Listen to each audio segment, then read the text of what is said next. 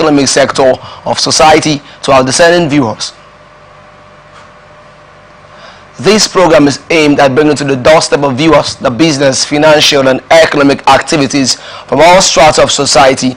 Its delivery is accentuated through the various stock exchanges across the world, news about government economic activities, private sector businesses activities, laced with experts' opinions, stakeholders' analysis, and correspondence reports.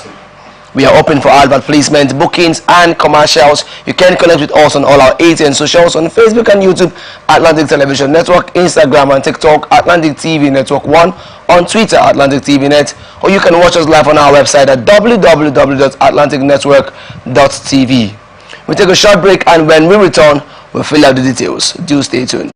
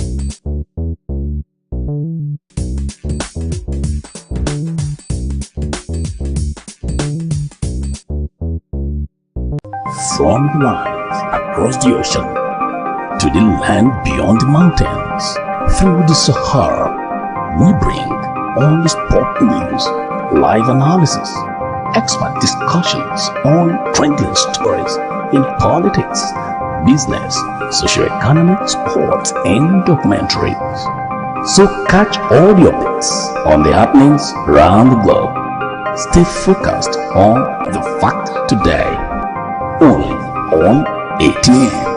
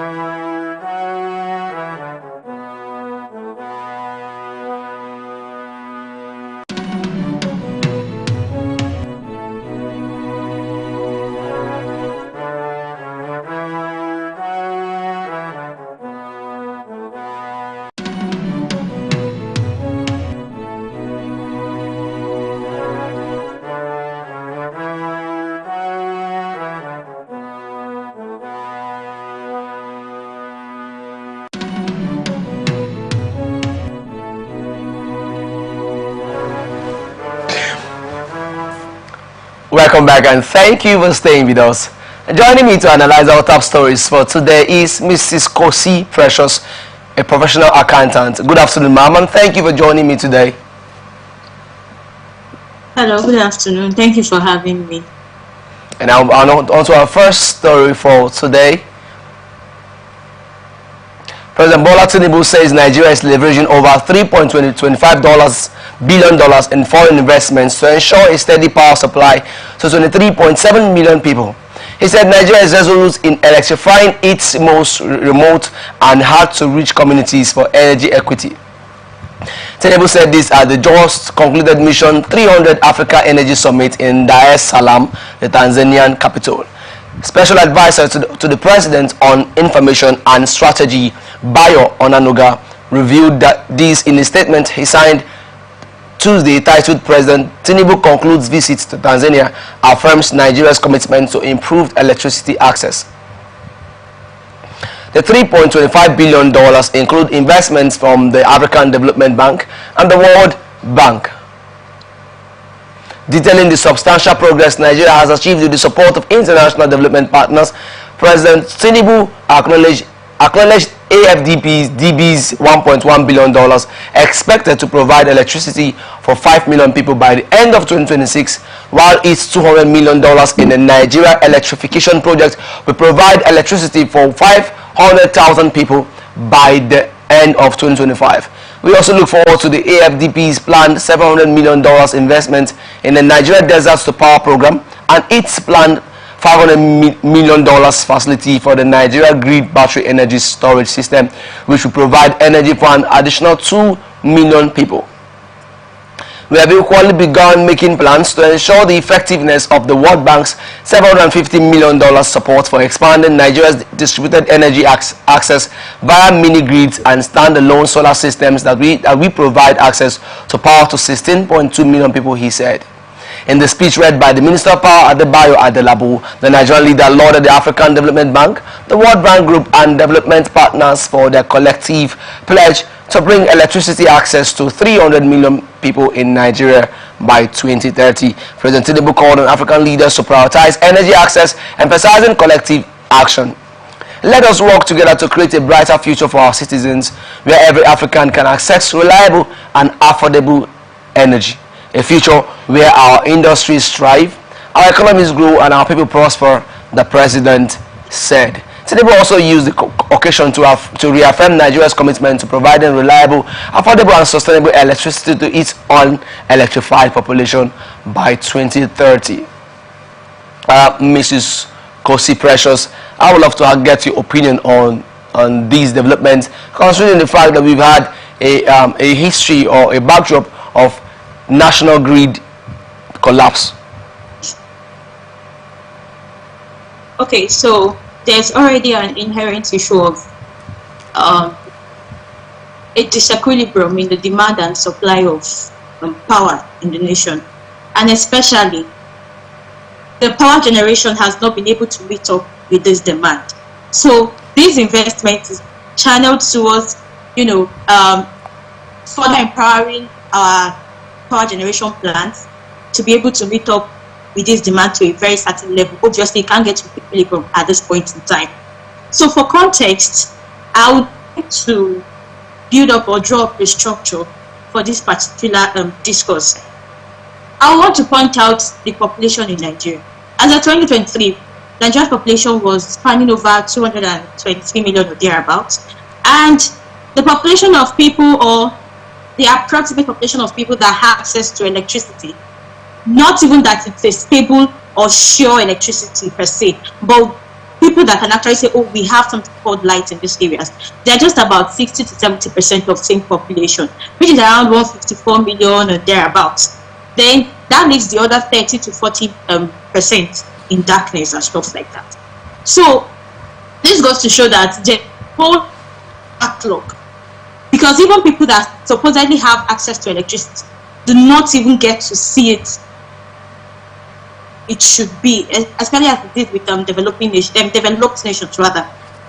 And my pain in all of this is that we have about 10 dams, 10 electricity generating dams in Nigeria.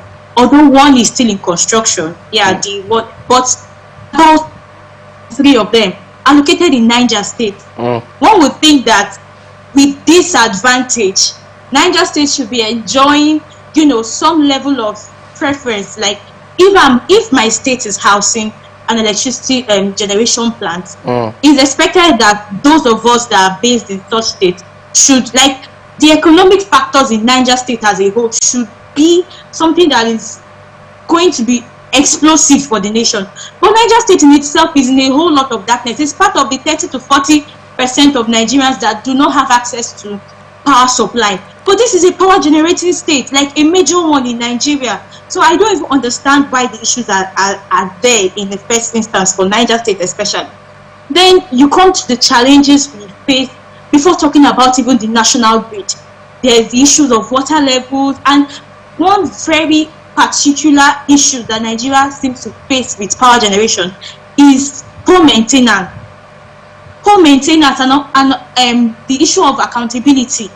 Since the whole privatization and everything, it was supposed to go better, but then they are not reporting. Like, there's no source of accountability anywhere. Nobody is held responsible for whatever, and then they treat how people just treat government properties or infrastructures like this, like they are no man's business.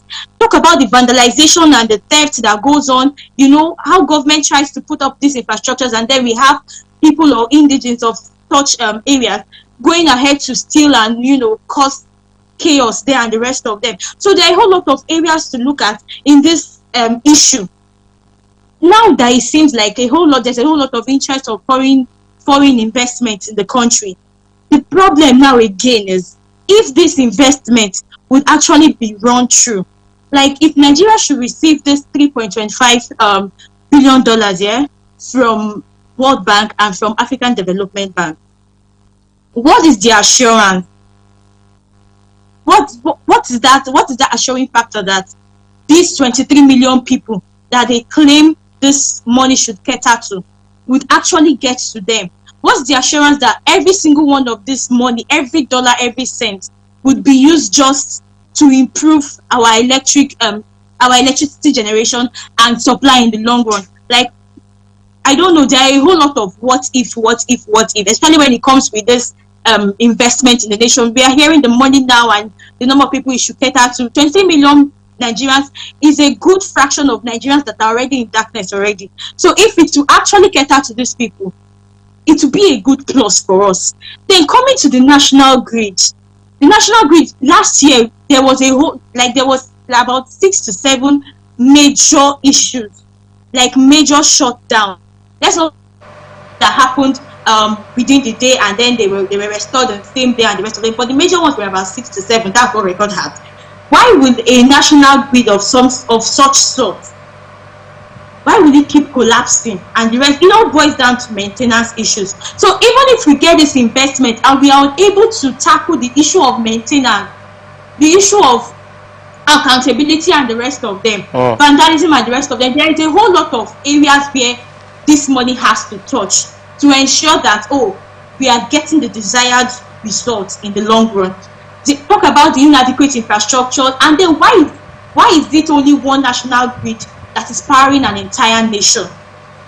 And why are we not exploring other renewable sources of energy? There is solar, but Nigeria is just this country that, this is what works for us, this is what we have been doing from time immemorial, so this is what we should continue doing. Just like oil, or the oil sector now, Nigeria just thinks, it's only in oil that we can generate funds for the country and the rest of them. But thankfully now we are diversifying into gas, we are diversifying into agriculture and the rest of them, export and all that. How nice. So if we can, in the long run, or even just start planning for it from now, to diversify into other renewable sources of energy like wind, like solar power and the rest of them, it will really be helpful for us, and it would help cushion the effect of having the national grid. A whole lot of clauses to this thing, but in all, it's a good one for Nigeria, and it was if every dollar and every cent would be used for this cause purely, and it would not be siphoned or else or whatever, or how snakes swallow the money and stuff like that. Okay, like you said, we should look into diversification instead of just like the president said, the $750 million from World Bank is to support the distribution of energy access via mini grid and standalone solar systems. Yes. So my question is, there are key players in these sectors. What should be done or could be done to encourage them? Because and the question of ifs and corruption and money not getting to the actual cost for which those funds were released for. That's just the questionability here. So already I feel like these amounts have already been assigned to a particular form of assignment or to a particular form of project and the rest of them. So I think going forward, these agencies rather should be put into considerations. But if there's a way they can collaborate with the government in the now, and then there will be some form of accountability to the public, it's a good one. Companies or agencies rather that can prefer this solar or alternative this thing from this $750 million that is coming from World Bank. If the government is willing to help those people, it will be a plus for us as well. Nigeria needs every help they can get at this point in time. But my only issue and challenge with Nigeria is accountability. There's nobody that is held. Nobody is actually held to, explain what every kobo and every naira was used for, and to show evidence that, this is what this money that we got in was used for. Nobody is actually held to that extent where they have to account for every dollar, account for every cent in this country. So that's my fear around me out to some percent to do it by ourselves, but then can we trust the nation as a whole? So if these agencies can empower some sort of, if they can be given some form of subsidized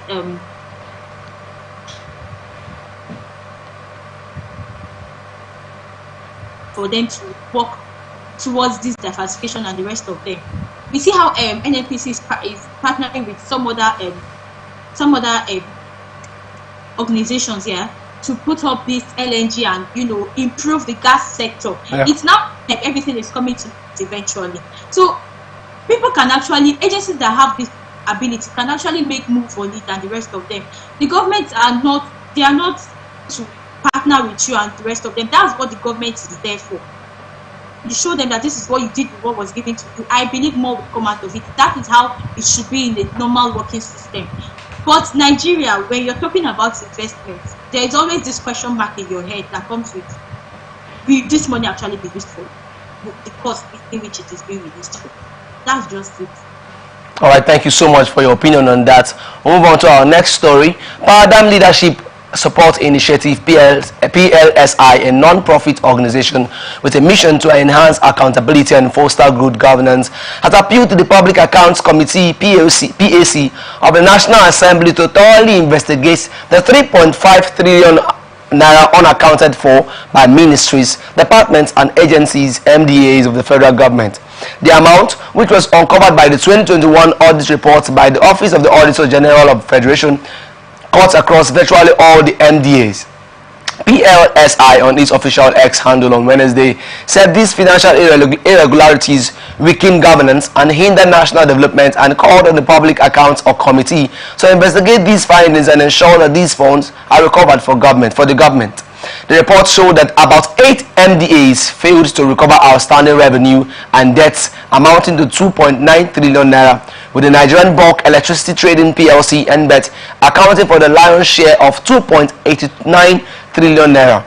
31 MDAs made payments valued at 167.6 billion naira for jobs and contracts not executed, the bulk of which was by NBET PLC, which made payments of 100 billion naira for contracts not executed. It was also discovered that 19 MDAs incurred expenditures worth 122.5 billion naira, which they could not account for, or of which NBET again made 111.6 billion naira of such expenses.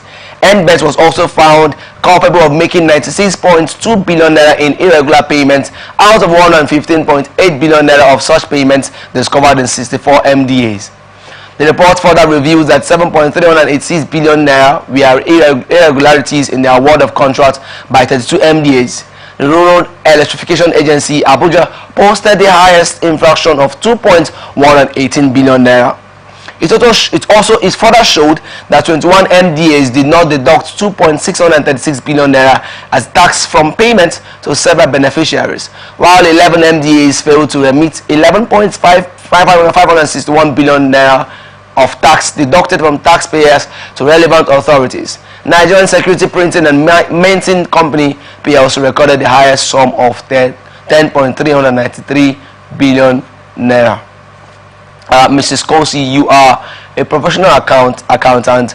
Such stories, stories, how do they encourage accountability, like you said?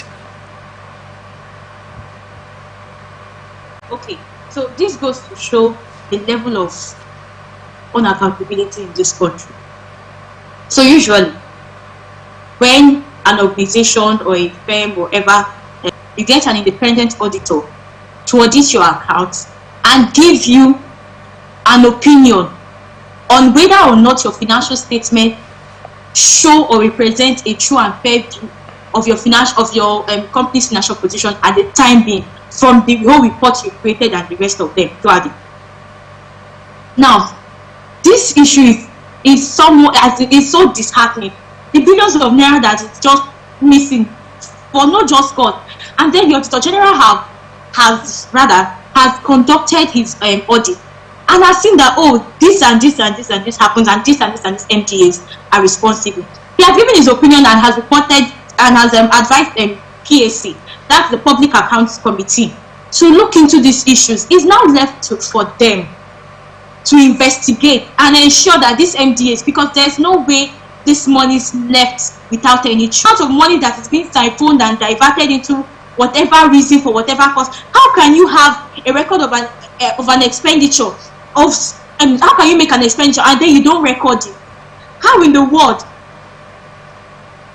8 MDAs, for goodness sake, failed to recover outstanding revenues and debts up to 2.9 trillion. I heard you reading that, and then you mentioned 31 MDAs made, the rest of them jobs and contracts that were not executed. And then I saw some that they paid money for jobs and contracts that were actually executed, but they were not awarded in the proper way, the way that the law has designed such things to be.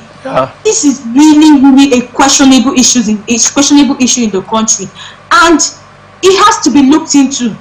This amount of money should not just be let walk by. We are now hoping on PAC to actually call for an investigation, and then this money should be traced, and this MDA should come and explain to us on how these monies were unaccounted for. what is even making me pained the most is the one that a university teaching hospital in Benin City was involved in. Imagine probably funds were released for patients or whatever, or for students to learn, to have better knowledge from the university teaching hospital, and then these so-called funds were now siphoned and the rest of them. What do you think would be the state of these supposed students or patients that should benefit from such funds? So this is the issue of accountability that we keep hammering on in this country. If every fund can be accounted for, everybody can be accounted, if everybody can keep an account for every dollar and every kobo that comes in and goes out of their agency, in this case now, it will help us in a very long way. If this money can be recovered, it will do a whole lot for the country as a whole. We are not at the point where we can just turn a blind eye to this kind of money. 3.5 trillion naira is really resounding in the ear. So we are hoping that PAC at this point in time will call for an investigation, and then this money will, one way or the other, come back, even if not all, but at least a reasonable sum of it. Okay, before I ask my question, what's the role of auditing for any business sector? I didn't get that. What is the role of auditing for any business enterprise? Okay, so they are the accountants that prepare your financial statements, like your statement of cash flows, which talks about your income, like how money comes into your organization and what these monies are used for, your operating activities, your financing activities, your investing activities. Then there is the statement of financial position that talks about your assets, your liabilities. There's a statement of changes in equity, and there's about 5 of these statements that are statutorily prepared by your company's accountants. When your company's accountant prepares this statement, let's say your accounting year is January to December, usually a 12-month period.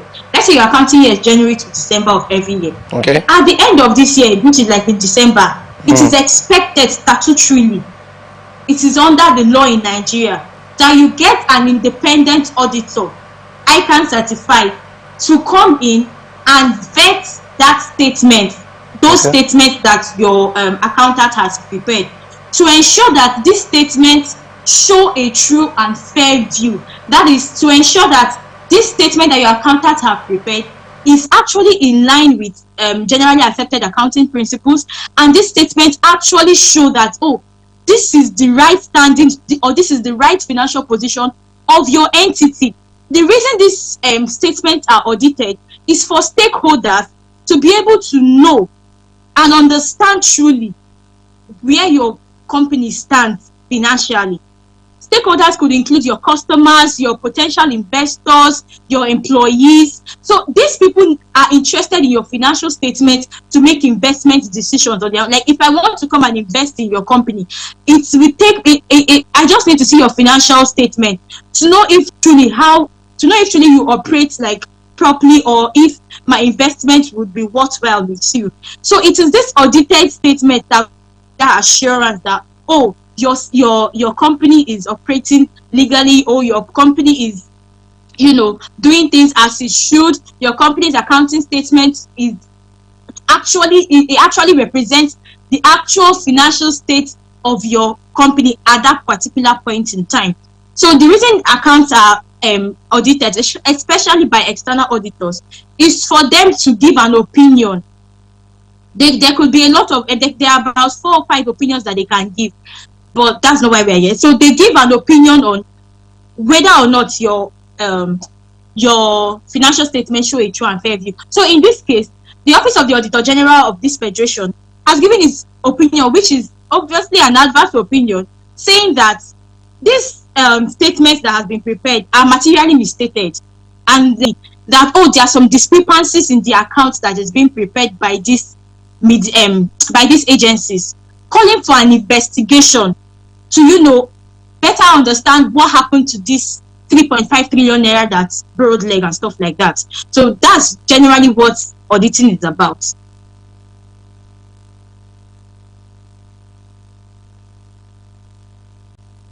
I can't hear you.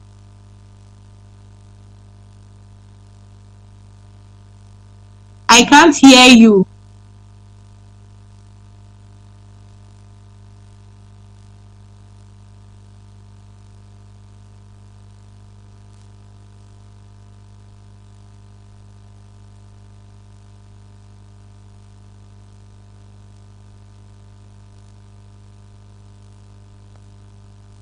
a cocoa farm, and I was privileged to see a cocoa company, actually a distribution company. I was privileged to witness 1 or 2 times when the auditors came in there, and I discovered something, that they were using the analog system of auditing, which is in human interface, and they were basing their auditing based on receipts and probably transactional records. And my question is, what is the possibility of transparency in such accounts that they're not being padded?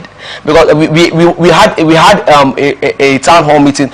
Atlantic Television Network had a town hall meeting, and in the town hall meeting, one of the panelists who talked about economic debt, he said one of the ways to ensure that the country builds its economy is to analogly.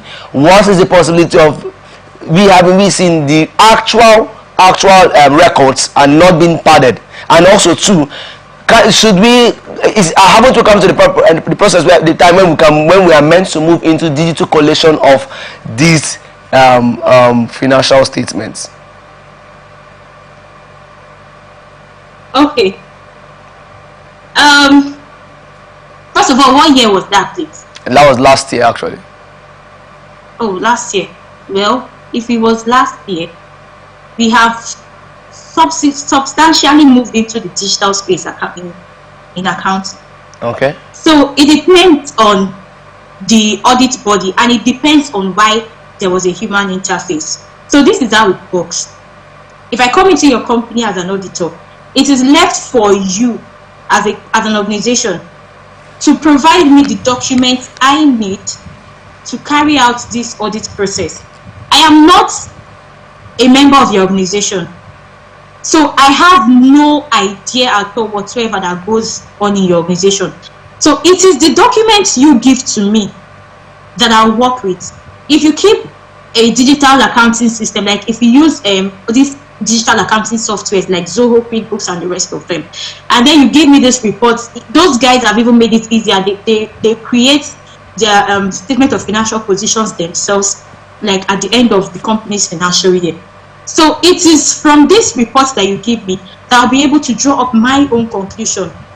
Okay. I mentioned something about audit reports. So if at some point I feel like, as an auditor, I feel like you have not given me every information necessary for me to carry out my audit exercise, the report I will give, because I can't force you to do it, the report I will give is that the company that I'll just say some I don't want to say the technical. So the report I will give is just that, oh, I feel like there's a disclaimer here, sort of. These people are holding some sort of document. These people are counting my, audit exercise. See, the process of audit is, before the exercise even starts, it's quite cumbersome. There's some laws, like there are some contract, like agreement and whatever that are being, signed, and the rest of them. Even the process of transitioning from one audit company to another audit company is not just, it doesn't just come by discharging one company and then going ahead to another company. The other company and the other audit company and then the new one you're intending to work with have to have like a sit down, a closed room discussion as to why you want to discontinue your service with the previous guys and these other guys. Then talking about the human interface, where an human interface will most likely come in is if I sense some form of discrepancies with your financial statement, and then I now require your source documents. That's like your journals, your, if you keep a cash book, like I require your source documents, like your receipt and payments. Like I want to see everything that was used to prepare this account statement. I want to see every single one of these supporting documents and be sure that, the discrepancy that I feel I sense is, is not actually there, or it's just it's just a play or something like that. It's not something that is real or that exists. So I need a substance.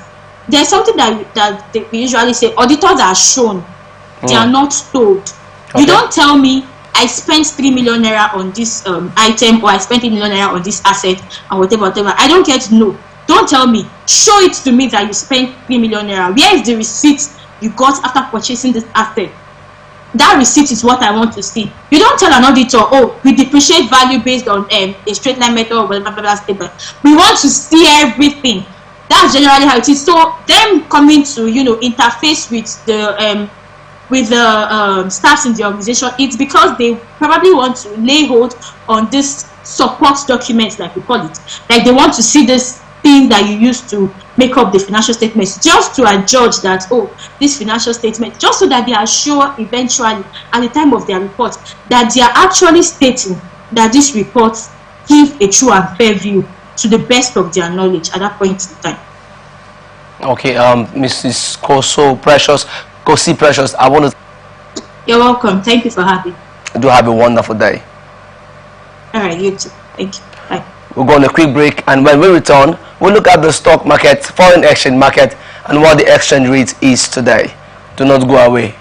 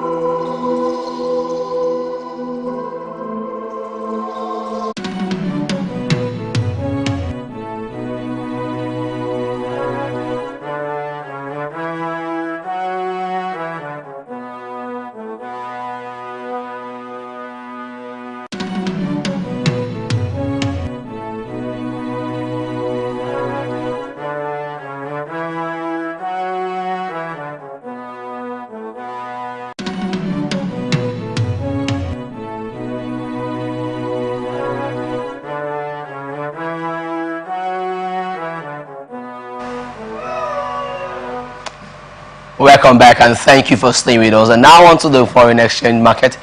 Naira further appreciated at the official market on Wednesday, trading at 1,510.72 naira to a dollar. Data from the FMDQ Security Exchange official forex trading platform revealed that the local currency gained 11.96 naira. This represented a 0.78% gain compared to the trading figure on Tuesday, when the naira closed trading at 1,522.68 naira to the dollar. Trading on investors and exporters I&E forex window on Wednesday recorded a high of 1,514.00 and a low of 1,504.00 naira. The naira has enjoyed relative stability against the US dollar since December 2024, when the Central Bank of Nigeria (CBN) introduced sustained sweeping reforms. The Apex Bank on Tuesday in Abuja introduced more measures leading to additional health for the local currency. The news agency of Nigeria, NAN, reports that the Apex Bank approved waivers on the 2025 annual license renewal fee for all existing Bureau de Change BDC operators. CBN also unveiled the Nigeria Foreign Exchange FX Code aimed at sanitizing the banking industry to promote ethical conduct. The code, which is part of CBN's ongoing reforms, is to sanitize the market to drive transparency and good governance in line with global best practices. Dr. Aminu Gwadabe, President, Association of Bureau de Change Operators of Nigeria, ABCON, in an interview with NAN on Wednesday, praised CBN for the waivers for his members. Gwadabe called for support and compliance with the CBN's ongoing reforms, resulting in sustained stability of the local currency. He also appreciated the CBN's unveiling of the Nigeria Foreign Exchange FX Code, designed to promote ethical conduct among dealers in the market. It will address issues such as opaqueness in transparency, rate wars among participants, and lateness in submitting returns on spot transactions, Gwadabe stated. And on to foreign exchange market, global shares rose as investors digested earnings from Microsoft and Meta in the wake of this week's rout in technology stocks, while the dollar was steady against most other currencies after the Federal Reserve left rates unchanged. The exception was the yen, which strengthened across the board as expectations mount for the Bank of Japan to keep raising interest rates while others cut theirs. The US Central Bank, meanwhile, held rates steady overnight as widely expected, with FED Chair Jerome Powell saying there will be no rush to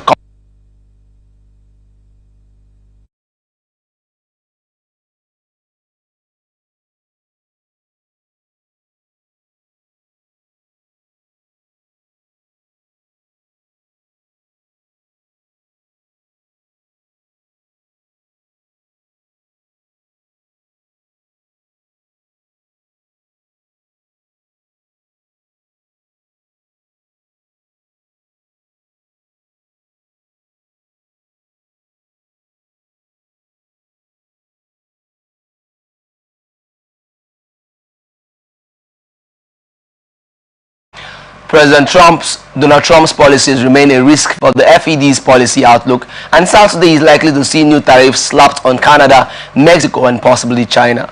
Powell was unwilling to be drawn on the potential economic impact and monetary policy response to tariffs, immigration, and regulatory change, but clearly the tales of the risk distribution related to these factors are long and heavy, said Elliot Clark, head of international economics at Westpac. Powell made clear in a press conference, though, that while strong, the economy is not overheated. On Wall Street, after the bell earnings reports from members of the Magnificent Seven mega-cap tech stocks were a mixed bag. Microsoft beat quarterly revenue estimates, while Tesla's fourth quarter profit margin missed expectations. Meta forecast first quarter revenue below market estimates. Apple reports results later Thursday. Microsoft shares fell 3.7% in pre-market trading, while those in Meta and Tesla rose 3.1% and 3.5% respectively.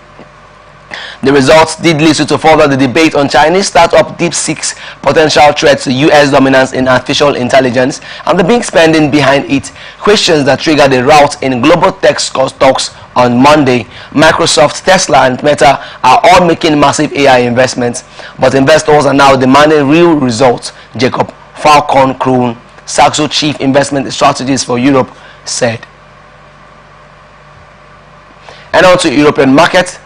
Monetary policies has come sharply back into focus now that tech shares have regained their composure following the deep-seek shock at the start of the week. The US FED, which had rates steady as expected, headlined a series of rate decisions overnight. Dovish comments from Chair Jerome Powell afterwards balanced the FED's hawkish statement and left traders uncertain on the likely timing of the next cut. That contrasts with the outcomes from Sweden's Riksbank and the Bank of Canada, which both cut rates. However, the Riksbank signaled that its current easing cycle might be over, while the Canadian Central Bank cast uncertainty over the odds of yet another reduction in March by flagging potential inflationary risks from US tariffs. The ECB, which like the Bank of Canada is viewed by traders as gearing up for rapid fire cuts today in March and in July, with high odds of another in December. But again, like the Canadians, the threat of tariff from President Donald Trump looms large. The White House says Trump still plans to make good on his promise of 25% levies on Canada and Mexico come Saturday, and the 10% duty on China is also very much in consideration, despite the friendly phone call Trump had with Xi Jinping this month. And this is where we wrap it up on this episode of Atn Business on Atlantic